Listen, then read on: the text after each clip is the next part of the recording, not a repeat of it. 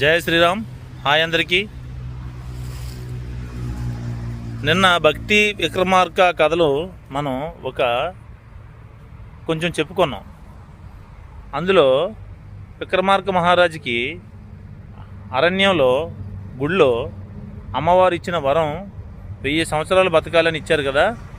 ఆ విషయం వచ్చి రాజ్యంలో తమ్ముడికి చెప్పడం జరిగింది. అయితే తమ్ముడు ఆశ్చర్యానికి గురి కాలేదు.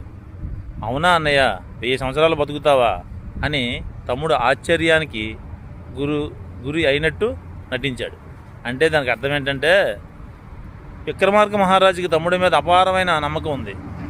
నేను 1000 సంవత్సరాలు బతుకుతాను కదా, నా తమ్ముడు కూడా నాతోనే 1000 సంవత్సరాలు బతికే తెలివితేటలు మా తమ్ముడికి ఉంటాయి అనే నమ్మకం మీద తమ్ముడికి ఆ విషయం చెప్పారు. అప్పుడు విక్రమార్క మహారాజు నమ్మకాన్ని భక్తి వమ్ము చెయ్యడు అని విక్రమార్క మహారాజుకి బలమైన నమ్మకం.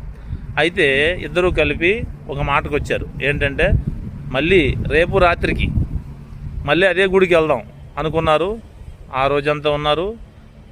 రాత్రి 1:12 టైంలో మారువేషాలు వేసుకుని రాజ్యం నుంచి బయటికి వెళ్ళారు.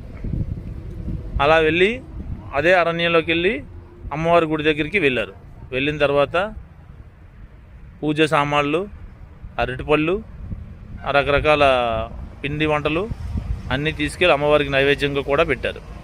అమ్మవారికి పూజ చేశారు. చేసిన తర్వాత అమ్మవారు ఎంత పూజ చేసినా ప్రత్యక్షం అవ్వలేదు. అవ్వకపోవడం వల్ల భక్తికి ఆగ్రహం వచ్చింది.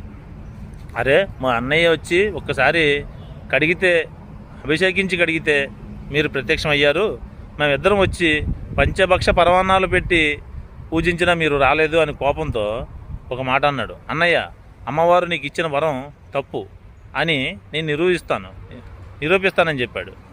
నిరూపిస్తానని చెప్తే అప్పుడు విక్రమార్క మహారాజు సరే తమ్ముడు నిరూపించని చెప్పాడు. అన్నయ్య, నువ్వు మోకాళ్ళు వేసుకొని బుర్ర వంచుకొని కూర్చో అని చెప్తాడు. తమ్ముడు మాట అన్న నమ్మకం ఎక్కువ, అందుకని విక్రమార్క మహారాజు కూర్చొని ఉన్నాడు. అప్పుడు భక్తి అన్న తలను ఒక్క ఏటుతో నరికేస్తాడు. అప్పుడు విక్రమార్క మహారాజు తల అమ్మవారి కాళ్ళ దగ్గర పడిపోద్ది. మొండం గిజగిజ కొట్టుకుంటుంది.